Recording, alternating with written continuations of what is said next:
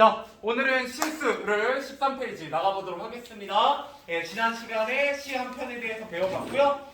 오늘은 뭐에 대해서 배워볼 거냐? 수필에 대해서 배워볼 겁니다. 수필. 자, 여러분 수필하면 어떤 키워드 떠올리셔야 된다? 글쓴이에 뭐를 적은 글? 그래서 어떤 경험? 의미 있는 경험, 의미 있는 경험을 적은 글이고요. 이 의미 있는 경험을 통해서 독자에게 전달하려고 하는 것은 무엇이다? 그렇죠, 깨달음이나 어떤 감동, 뭐 교훈 이런 것들입니다. 뭐 감동 아니면 교훈 뭐 이런 것들이고요. 여기서는 교훈이 나오게 돼요. 자, 그리고 의미 있는 경험, 자기의 경험이기 때문에 주로 뭐가 잘 드러난다? 자기 고백적이다라는 건 여기 이게 무슨 말하고 똑같은 거냐면 성찰하고 똑같은 말입니다. 그래서 어떤 자기의 모습을 성찰하고 있는 부분이 있다라는 거예요. 그래서 여러분들이 그 부분을 좀 찾으실 수 있으셔야 됩니다. 자, 제목에서도 알 수 있듯이 자기의 뭐에 대한 얘기를 하겠다? 실수에 대한 얘기를 하겠다라고 보시면 되겠습니다. 자, 그래서 주제는 보시면 실수가 오히려 삶의 신선한 충격과 여유를 가져다 줄 수 있다는 깨달음이라고 얘기하고 있죠. 그러면 여러분들 원래 보통 실수는 일반 사람들은 어떻게 생각해요? 긍정적으로, 부정적으로? 부정적으로. 근데 이 사람은 주제 읽어보니까 긍정적인 것 같아요? 부정적인 것 같아요? 긍정적인 것 같죠? 그래서 여러분들 일반 사람들이 생각하는 실수에 대한 관점과 이 사람의 실수를 바라보는 관점이 같다 다르다? 다르다라는 게 잘 나오고 있습니다. 그래서 그 지점에 주목해서 읽어보실 필요가 있고요. 자, 특징에 보시면 곽희원의 실수와 스님에게 빚을 빌리려던 자신의 실수를 나란히 소개한다 라고 했어요. 그래서 곽희원의 실수가 이제 첫 번째 이야기가 될 거고요. 그다음에 스님에게 빚을 빌리려던 자신의 실수를 두 가지 실수에 대한 두 가지 이야기가 나오게 된다 이렇게 보시면 되겠습니다. 왜 스님한테는 빚을 빌리면 안 돼요? 머리가 없잖아요. 빚이 필요 없죠. 그죠? 스님분들은 머리가 없으시니까 그죠? 머리를 감으실 때도 세수하면서 이렇게 세수하면 되잖아요. 그죠? 근데 그런 분께 빚을 빌릴 필요는 없죠. 빚을 갖고 있을 리가 없죠. 그죠? 스타일을 낼 수가 없으니까. 자, 또 두 번째, 흔히 부정적으로 인식하는 실수를 자, 새로운 시각 긍정적으로 바라보고 있다. 자, 이게 이 글의 가장 큰 특징 중에 하나입니다. 알겠죠? 다른 사람들과 다른 관점으로 실수를 바라보고 있다. 자, 그래서 실수의 어떤 점에 주목해서 긍정적으로 바라보는지를 우리가 이 글에서 공부해야 되고요. 그 다음에 여기엔 다양한 속담, 관용편, 묘사, 비유 뭐 이런 것들이 나오고 있기 때문에 당연히 이런 것들이 나올 때마다 어떻게 할 것이다? 표시해서 기록해 둘 것이다. 이렇게 보시면 되겠습니다. 자, 그 다음에 소단원의 포인트입니다. 작품에 소개된 두 가지 일화. 그래서 두 가지 일화 바로 뭐요? 곽희원의 실수, 자신의 실수, 공통점이 있다는 거죠. 실수가 오히려 어떻게 한다? 내가 실수하려고 했던 건 아니지만 이 실수가 결과적으로는 굉장히 예상 밖의 긍정적인 결과를 불러오더라 라는 거예요. 그래서 실수에 대한 글쓴이의 시각 뭐라고 한다? 실수는 삶의 여유를 주고 사람을 성장하게 하는 어떤 긍정적인 면이 있다 라는 거예요. 이거 두 가지 잘 나옵니다 시험에. 삶의 여유를 준다, 성장하게 한다 라는 게 바로 실수의 긍정적인 면이다 이렇게 생각하시면 되겠어요. 그 다음에 수필에 나타난 아름다운 내용적인 측면에서는 어떤 깨달음이라는 게 아름답고요. 표현적인 면에서는 다양한 표현, 어떤 다양한 표현? 속담, 관용편, 묘사, 비유 이런 다양한 표현이 있어서 글쓰기의 개성과 가치관이 효과적으로 드러나고 있다 이렇게 보시면 되겠습니다. 자, 넘어가 보도록 하죠.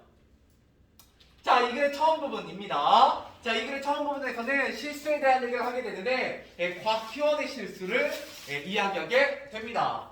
읽어보도록 하죠. 자, 옛날 중국의 곽희원이라는 사람이 떨어져 살고 있는 아내에게 편지를 보냈는데 그 편지를 받은 아내의 답신은 이럴다. 자, 벽사창, 그러니까 뭐 창문 같은데 기대어 당시에 글을 받으니 처음부터 끝까지 흰 종이뿐이옵니다. 자, 아마도 당신께서 이 몸을 그리워하심이 차라리 말 아니하려 하는 뜻임을 전하고자 하신 듯 하여이다. 자, 읽어볼게요. 자, 이 답시를 받고 어리둥절해진 곽현은 그제야 주위를 둘러보니 아내에게 쓴 의례적인, 그러니까 그냥 그런 거 있잖아요. 여러분들 뭐 어버이날이나 이럴 때 혹은 반성문 쓰거나 할 때 여러분 의례적으로, 그러니까 너무 뻔하게, 그죠? 되게 진부한 그런 표현으로 써놓은 편지가, 문안 편지가 책상 위에 그대로 있는 게 아닌가. 그러면은 곽현은 뭐 한 거예요? 아내에게 보낼 편지를, 그렇죠, 실수한 겁니다. 실수. 자, 그런데 백지로 낸 편지를 전해받은 아내는 처음엔 무슨 영문인가 싶었지만, 야, 꿈보다 해몽이 좋다. 이게 바로 뭐예요? 속담입니다. 우리 배웠죠? 바로 2학년 2학기 직전 시험에서 나왔었어요. 자, 속담.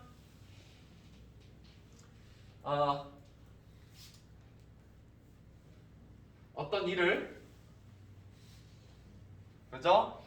그럴듯하게 돌려 생각한, 그럴듯하게 돌려 생각하여 좋게 풀이함을 비유하는 속담입니다. 네. 돌려 생각하여. 돌려 생각하여 좋게 풀이함. 자, 원래 곽현의 의도는 그게 아니었는데 아내가 감동을 받은 거죠. 아, 이 사람이 얼마나 내가 그립고 내가 얼마나 생각이 났으면 그걸 차마 말로 표현하지 못해서 빈종이로 보냈구나. 약간 정신승리 느낌이 있긴 하지만 아무튼 좋은 게 좋은 거잖아요. 그래서 좋게 풀이하고 있어요. 자, 자신에 대한 그리움이 말로 다 할 수 없음에 대한 고백으로 그 여백을 읽어내었다. 자, 남편의 실수가 오히려 아내에게 깊고 그 기쁨을 안겨준 것이다. 그죠? 실수가 뜻밖의 좋은 결과로 이어졌다라는 첫 번째 일화가 되겠습니다. 그래서 이렇게 실수는 때로 삶의 신선한 충격과 행복한 오해를 준다라는 거예요. 이게 바로 삶의 신선한 충격과 행복한 오해, 이게 바로 실수의 긍정적인 측면이다 라는 거예요. 됐죠? 어려운 내용 하나도 없죠? 쭉쭉 가보도록 하겠습니다. 자, 곽현의 실수. 자, 떨어져 사는 아내에게 실수로 문안편지 대신 뭐를 보냈다? 그냥 흰 종이만 보냈어요. 그죠? 자, 그랬더니 아내의 해석. 뭐의 감정을? 나에 대한 그리움. 좋습니다. 나에 대한 그리움의 감정을 말로는 다 할 수 없어서 흰 종이를 보낸 것이라 생각하게 됐고요. 결국 남편의 실수가 아내에게 뭐를 줬다? 기쁨을 주게 됐습니다. 그죠? 뜻하진 않았지만. 됐죠? 자, 문제는 같이 풀고 넘어가 볼게요. 여기는 별로 어려운 내용이 없어서. 자, 1번 곽현의 편지를 본 아내가 느낀 심정 뭐였다? 기쁨이었어요. 물론 곽현은 전혀 의도하지 않은 거였지만 아무튼 기쁨을 느끼게 되었죠. 자, 그 다음에 2번 넘어가 보도록 할게요. 자, 기억의 의미로 가장 알맞은 것은 5번입니다. 어떤 일을 그럴듯하게 돌려 생각하여 좋게 풀이한다, 뭐 이런 얘기입니다. 그죠? 좋게 풀이하는 것, 그게 바로 뭐다? 꿈보다 해몽입니다. 자, 세 번째 문제 가보도록 할게요. 자, 곽현의 실수를 통해 알 수 있는 실수의 장점으로 가장 알맞은 것은 뭐를 준다? 그죠? 삶의 신선한 충격과 행복한 오해, 그런 거를 주게 된다. 정답은 1번이 되겠습니다. 됐죠? 제가 표시한 것만 문제로 나왔기 때문에 좀 빨리빨리 체크하고 넘어가도록 하죠. 자, 다음 단입니다.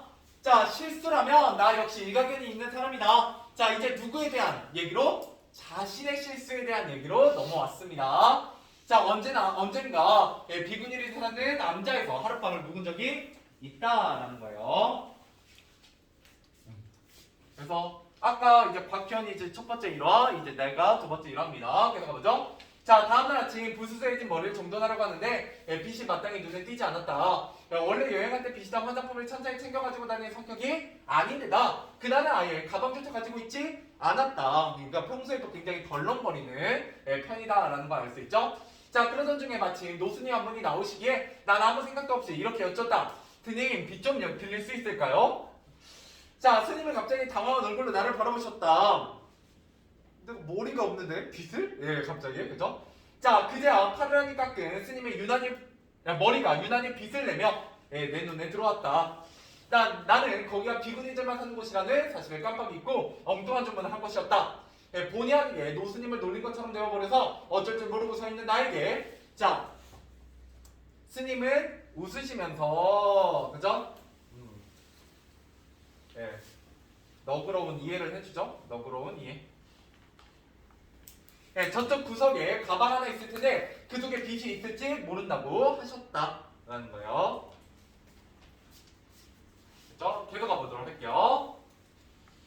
자, 파항석에 놓인 체크무늬 여행 가방을 찾아 막 열려고 하다 보니 그 가방 위에는 먼지가 소복하게 쌓여 있었다. 예, 적어도 5, 6년은 손을 대지 않은 것처럼 보이는 그 가방은 아마도 누군가 산으로 들어오면서 챙겨 들어올고 온 속지대 짐이었음에 틀림없었다. 가방 속에 과연 허름한 옷가지들과 빗이 한 개 들어있었다라는 거예요.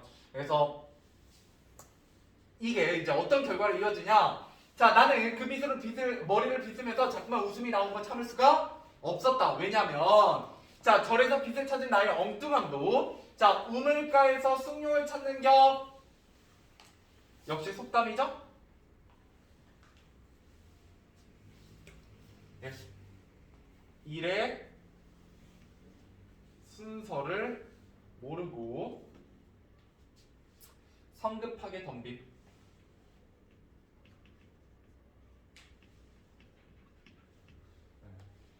우리 이거 했던가? 예전에? 여기 숭늉이 뭐예요? 숭늉? 누룽지예요. 누룽지. 이걸 누룽지를 끓이려면 제일 먼저 뭐부터 해야 돼요? 옛날에 그런 거 있었는데 이걸 라면 끓이려면 뭐부터 해야 돼? 그거하고 똑같아요. 우물가에 가서 물부터 펴야죠. 근데 제일 첫 번째 순서인 우물가에 가서 제일 마지막 순서의 완성품인 숭늉을 찾는 건 너무 일의 순서를 앞질러 가는 거예요. 이해되세요? 예, 그런 거기 때문에 성급하게 덤비는 걸 의미합니다.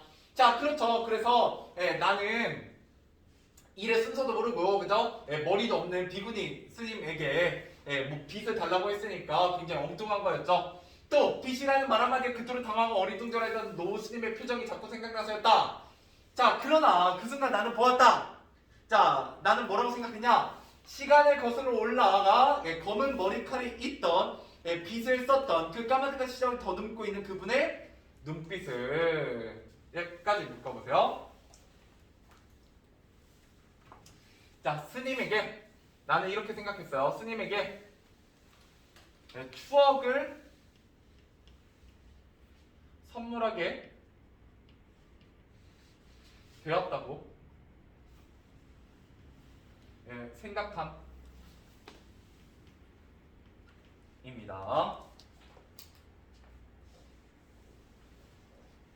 내가 스님에게 추억을 선물하게 되었구나.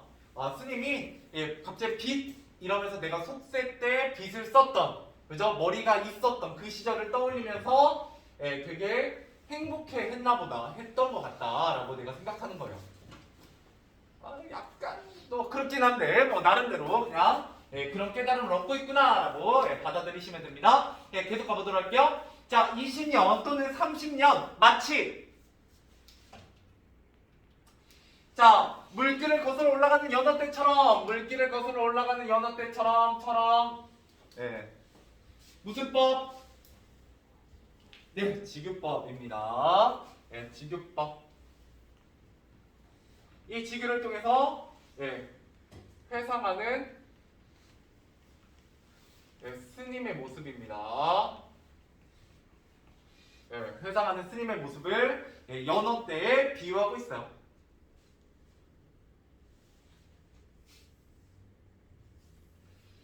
자, 그러면서 참으로 오랜 시간이 그 눈빛 위로 스쳐 지나가는 듯 했다. 그 순식간에 이루어진 회상의 끄트머리에는 그리움인지 무상함인지 모를 묘한 미소가 반짝하고 빛났다. 그래서 스님이 그저 그때를 떠올리면서 내가 속세 때 옛날에는 나도 저 사람처럼 일반인일 때가 있었지 하면서 미소를 띄웠다는 거죠. 자, 나의 실수 한마디가 생활 속에 산 속에 있는 절에 생활 속에 익숙해져 있던 그분의 잠든 시간을 흔들어 깨운 셈이니 이때 뭐 흔들어 깨우다라는 거 이제 추억을 떠올리게 했으니 그걸로 작은 보시, 여러분 보시가 뭐냐면 그 스님한테 기부하는 걸 보시예요.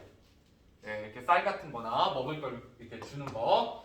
보시는 한 셈이라고 오히려 스스로를 위로해 보기까지 했다. 그래서 나의 실수가 어떤 결과를 불러일으켰다? 긍정적인 결과. 그죠? 예상치 못한 긍정적인 결과를 불러일으켰다. 이렇게 생각하는 거예요. 마문단 가보도록 할게요. 자, 이처럼 악의가, 그죠? 어떤 나쁜 뜻이 섞여있지 않은 실수는 봐줄 만한 구석이 있다. 이제 여기서부터 글쓴이가 깨달은 바를 본격적으로 얘기하는 부분입니다. 자, 그래서인지 내가 번번이 저지르는 실수는 나를 공경에 빠뜨리거나 어떤 관계를 불화로 이끌기보다는 의외의 수확이나 즐거움을 가져다 줄 때가 많았다. 여기 한번 밑줄 쳐보죠. 의외의 수확이나 즐거움을 가져다 줄 때가 많았다. 이게 실수의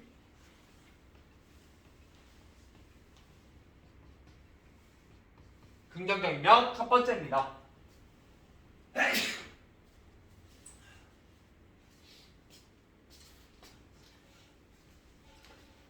그래서 곽희원의 일어나 나의 일화를 통해서 즐거움을 주는 그런 예시를 들고 있었죠.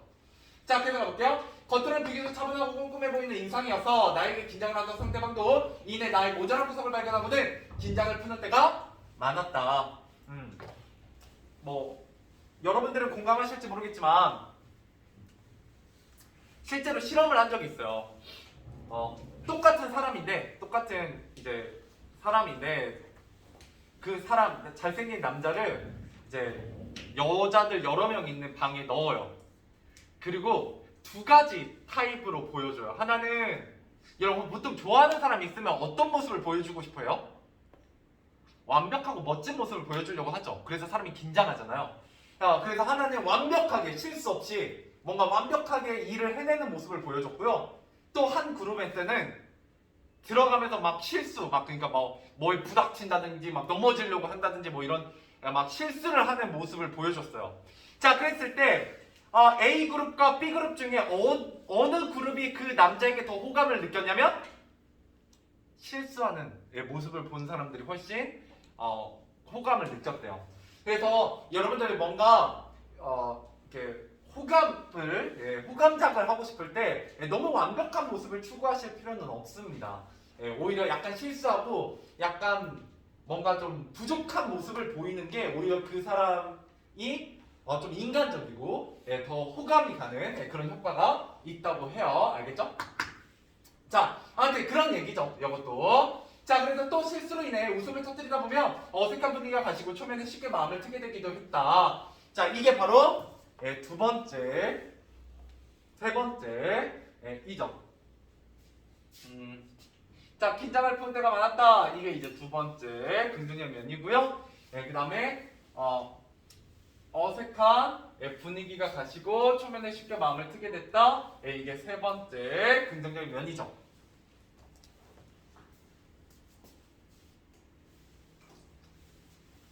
그래서 다음을 보면 이제 마지막 그걸 향해 가게 됩니다. 자, 그렇다고 이런 효과 때문에 상습적인 실수를 반복하는 것은 아니지만 한번 어디에 정신을 집중하면 나머지 일에 대해서 거의 백지 상태가 되는 버릇은 쉽사리 고쳐지지 않는다. 자, 내가 생각하는 내가 실수하는 이유는 뭐다? 뭔가 하나에 몰입해서 다른 거에 신경을 잘 못 쓰니까 자꾸 실수를 한다라고 스스로 생각하고 있어요. 그래서 이게 이제 실수를 하는 이유입니다. 자, 그래서 특히 풀리지 않는 글을 붙잡고 있거나 어떤 생각거리에 매달려 있는 동안 내가 생활에서 저지르는 사소한 실수들은 내 스스로도 어처구니 없을 지경이다. 그래서 내가 뭔가에 집중하면 되게 잘 실수한다. 뭐 이런 얘기를 하고 있죠. 그런데 이런 실수가 다음간. 자, 그러면 실수에 어처구니 없으면 어디서 오는 것일까? 자, 원래 어처구니란 엄청나게 큰 사람이나 큰 물건을 가리키는 뜻에서 비롯되었는데 그것이 부정어와 함께 굳어지면서 어이없다는 뜻으로 쓰이게 되었다. 자, 크다는 뜻 자체는 약화되고 그것이 크든 작든 우리가 가지고 있는 상상이나 상식을 벗어난 경우를 지칭하게 된 것이다. 그래서 어처구니 없다, 어이없다의 의미를 얘기하고 있고요. 우리가 가지고 있는 상상이나 상식을 벗어난 경우를 지칭한다. 이게 바로 어처구니 없다. 그 다음에 어이없다. 의 의미입니다. 그리고 얘네들이 뭐냐면 관용 표현이요. 이게 관용 표현입니다. 네, 이게 관용 표현들이요. 그래서 관용 표현을 통해서 실수에 대해서 이야기하고 있죠.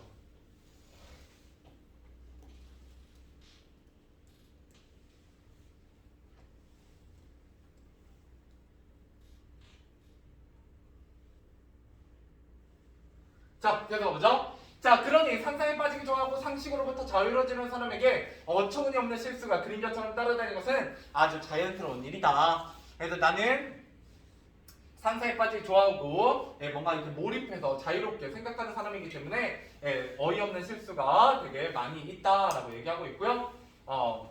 뭐 그림자처럼 이것도 비유긴 한데 시험에 잘 나오진 않으니까 넘어가도록 하죠. 자, 그래서 두 번째 일화입니다. 스님에게 무엇을 빌려달라고 했다? 빚을.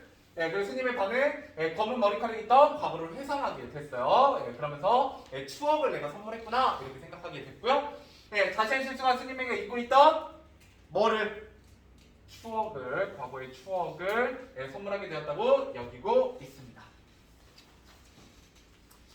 자, 마지막 부분 넘어가서 읽고 한 번에 문제 풀고 오늘 마무리할게요. 자, 4문단입니다. 결국 실수는 삶의 정신의 여백에 해당한다.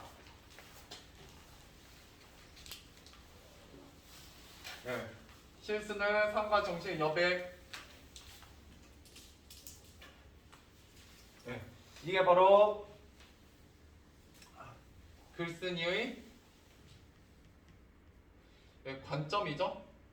어떻게 바라보는 실수를 긍정적으로 바라보는 글쓴이의 관점이 드러나는 부분입니다. 얘도 정답이 잘 나와요. 삶과 정신의 여백, 좀 비어있는 거, 이런 것 뜻입니다. 자, 그 여백마저 없다면 이 갑박한 세상에 어떻게 숨을 돌리고 살 수 있겠는가? 자, 그리고 발 빠르게 돌아가는 세상에, 자, 발 빠르다. 이것도 관용 표현입니다. 그죠? 관용 표현. 그냥 빨리빨리 뭔가 바뀐다는 거죠? 자, 어떻게 휩쓸려가지 않고 남아있을 수 있겠는가? 자, 여기 이건 서리법입니다. 질문을 하고 있지만 이 질문은 대답이 필요 없는 질문이고요. 내가 말하고자 하는 의미를 뭐하는? 강조하는 의문입니다. 대답은 필요 없고 내가 말하고자 하는 걸 강조하는 의문문, 이런 걸 우리가 뭐라고 부른다? 서리법이라고 부릅니다. 자, 그래서 어쩌면 사람을 키우는 것은 능력이 아니라 실수의 힘일지도 모른다 라고 굉장히 긍정적으로 실수를 얘기하고 있죠. 자, 아무나입니다. 자, 그러나 날이 갈수록 실수가 용납되는 땅이 점점 좁아지고 있다. 사소한 실수조차 짜증과 비난의 대상이 되기가 식상이다. 남의 실수를 웃으면서 눈 감아주거나 그 실수가 나오는 내면의 풍경을 헤아려주는 사람을 만나기도 어려워져 간다. 나였지 스스로는 수많은 실수를 저지르고 살면서도 다른 사람의 실수에 대해서 조금 조급하게 굴거나 너그럽게 받아주지 못한 때가 적지 않았던 것 같다. 그렇죠? 원래 자기 실수는 너그럽고요. 남의 실수에는 엄격한 법이죠, 사람이. 자, 자문단입니다. 자, 도대체 정신을 어디 두고 사냐는 말을 들을 때면 그 말에 무한해져 눈물이 핑 돌기도 하지만 내 속에 어처구니는 아까 앞에서 얘기했죠? 어처구니 머리를 들이고 이렇게 소리치는 것이다. 정신과 마음을 내려놓고 살아야 한다고. 어디로 가는 줄도 모르고 뛰어가는 자신을 하루에도 몇 번씩 세워두고 우두커니 있는 시간, 그 우두커니 속에 사는 어처구니를 많이 만들어내면서 살아야 한다고. 무슨 뜻이에요? 너무 빠르게 막 변해가는 세상에서 조금은 실수하는 게 바로 뭐다? 여백이다 라는 거예요. 잠깐 쉬어가는 거다 라는 거예요. 알겠죠? 그런 의미로서의 어떤 어처구니가 필요하다 뭐 이런 얘기입니다.